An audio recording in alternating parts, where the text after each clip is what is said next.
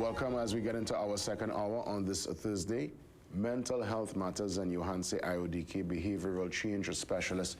He's on set with me this morning as we get into a very important discussion. It's Christmas, it's food, and the thought-provoking discussion this morning is to deal with literally how much food could you really eat for Christmas. Literally, we was talking about this earlier this week with Dr. Saf, even last week with Dr. LeBlanc, because I know health-wise and medical-wise, it's not advised to go down that road, but then listen, you want to say the truth is, people going hard. They want the 12 pastel. Give me the puncher creme, is whole ham, jub, cookies, you name it. People really go in because I think in their mind they feel, you know what,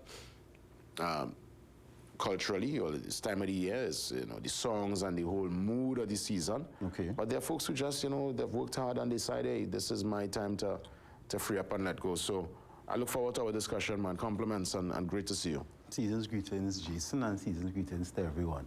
Now, even though you work hard for something, right, doesn't mean that you have to overindulge. And we started alluding to this in a previous session that we had, right? Because the thing is, even for your mental health, when you overindulge, you don't feel good after, you know. And if you feel good in the moment, and you're talking about the 12 pastels, you feel good, firstly, you smell the pastels first, it feel good, you start to eat 1, 2, 3. But when you start to bust your belly, you self not feeling good, and then the day after you mightn't feel good, and then you spend so much money on the pastels, and I'm using pastels, but you know what I mean, the myriad of things that we spend money on, and then afterwards you don't have any money. So the short-term greed, right? It's greed, yeah, it is. Short-term greed would lead to long-term degradation of mental health. That's why, one, it have many people who be anxious for December, you know, because for December they think they have to do so much, provide so much, get so much, so many things, and consume so many things. And then that anxiety now for January, because after depleting so much of their resources, consuming so many things, they don't have anything. But look at okay, so let's look at two real-life scenarios. One, the Christmas plate, the Christmas setup, Christmas day itself, how people's plate will be overloaded. And even leading up to Christmas Day at home, where that's your own personal meal with your family, the Christmas party, for those who, the company, the organization, they decide to do a party, for people who sometimes feel slighted by the company, who feel the company is cheap. In that moment, going into the party where it's free drinks and food, some folks make up their mind to, that's the chance to get in. and you know, they're cheap, but this year we catch them. So I will drink all the rum by the ban, I'll eat all the food, I eat it twice. What do you say to that person going into the Christmas party with that mindset, or the person who plate, as they say in local terms, that ho-to-to is lablash, food spilling off the plate come Christmas Day? You're deluding yourself. You ain't catching them, because if they were skimping on you for the entire year, right, you could never eat back the deficit that you think you lose, right? And I'm using that analogy too, because even for yourself, we sometimes deprive ourselves during the year and then feel that we're making up for it in Christmas by doing so much. But it's evident because for many people, in January, you have a lot less. I know they say January is the longest month.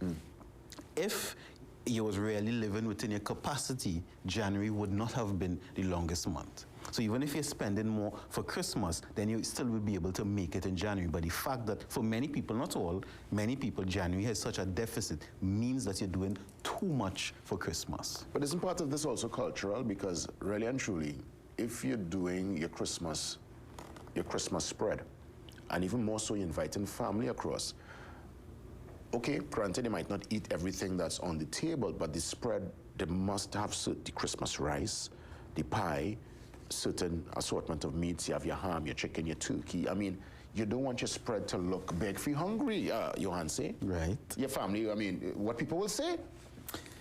We can peel out come Christmas Day? No, listen. It's not about necessarily quantity, you could do the quality, because yes, there are certain staples. I mean, I don't eat meat, but let me say ham, turkey, chicken, right? it depends how much. It don't have to have pork and maniku, and if you understand what I'm saying, it don't have to have the whole animal kingdom there, if you understand what I'm saying. So I'm putting it that way because, yes, they are staples, and I'm not saying to reduce or take away the staples that we have in terms of culture, you know, but it's the amount, right? You don't have to drink. You don't have to drink 5 shandy just because you probably didn't drink shandy for the year. Just give an example. You don't have to drink 2 bottles of punch creme. You could have enough that you could fulfill everybody and feed everyone, and even what you consume. But it don't have to be too much. You know, and you know, it goes back to what you said. Sometimes greed could play a part, and beyond the mental health issue, even your physical health is impacted because really and truly your body's ability to break down all that, sometimes your body's overwhelmed. The amount of calories, the amount you're putting into your system, sometimes people go into a kind of shutdown, you know. Yes, and to make it worse, we're working hard for the entire year, right? So then in December, even physically, mentally, and emotionally, we're extra tired. And then we put in more strain on our body by having so many different things. And so we not only now stress physically, emotionally, and then even financially, we end up being stressed. So that would mess with the entire mental health. So I guess the question again, I mean, how much food could we really eat for Christmas? The reality is how much? I mean, as you rightfully said, you could, in the moment, you're feeling nice, but there is a aftermath. There is the afters. Correct. Most people, sometimes people, I mean, I'm sure there are folks might be laughing this morning. People always talk about all the hustle and bustle and Christmas Day, you'll have the lunch, people will eat and just go and sleep after, and then get up probably after 6, after 7, you miss the whole day. Belly bust. Exactly, and that's like you self-medicate, you know, that's like a drug, you know, you medicate yourself with the food, with whatever overindulgence, and then you miss part of the day. So what you really do that for? And you said about, that's our culture. Because it's culture and something we practice, don't mean that it's healthy. But you see, cultures always go back to things I would have read. I mean, I know this is your expertise, but I guess you could confirm or refute. To me, culture, they have said, is one of the hardest things to really shift and change. Yes, Jason. But what shifts it is knowledge. You know, they say knowledge is power. So the more that we have these conversations, the more that we open people's mind to understanding there's a different way. And that's why I say I was grateful in certain aspects for the lockdown, because we learned to scale and showed us that we could do things differently. And even though it's culture, you see, sometimes the bad thing about culture is culture could also be a grave disadvantage, because let's just say people know that we Trinidadians want to be greedy during Christmas time. So you know what is the best thing to do? Raise prices, right? So either way, because it's greed, because it's that emotion, I want to overindulge, sometimes it don't really matter if the price is raised, because I will still do it. And you get licks. Well, here the flip side to this now, and I'm going to flip the whole script. Of course, we have just discussed, you know, overindulgence and having food on the table and 12 pastel and punch creme and the works and the whole animal kingdom.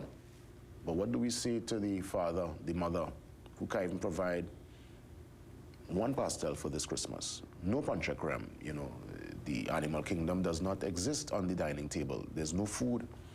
That in itself could have its own psychological and mental anguish and impact on a parent, especially when you're watching children too, who this is a time everybody festive and you can't provide. What do you say to that family this morning? Firstly, be honest with yourself in terms of be honest what you could really provide, what you could really do. So once you be honest with yourself, don't try to lie to yourself and say you want to do more than you can, because one, that lying to yourself will cause too much stress, too much anguish. It may even cause you to take a loan that you know you can't pay back, which would cause extra stress. Then after you be honest with yourself, be honest with your family or those loved ones around you in terms of what you could really provide. It mightn't be as much as you want, but once you're honest about it, right, I think that will relieve a lot of the stress, because, you know, you're anxious. I'm trying to get this. I want to get this. I want to do this. And you're seeing time counting down for Christmas. And then you realize, and then maybe the last minute you realize you can't do it, which would make it worse, because the people around you may be expecting something. So it's better to say it. I mean, I tell you that, and I had to take some of my own advice with that in terms of telling people even time. It don't even have to be resources, because sometimes people want a lot more of your time.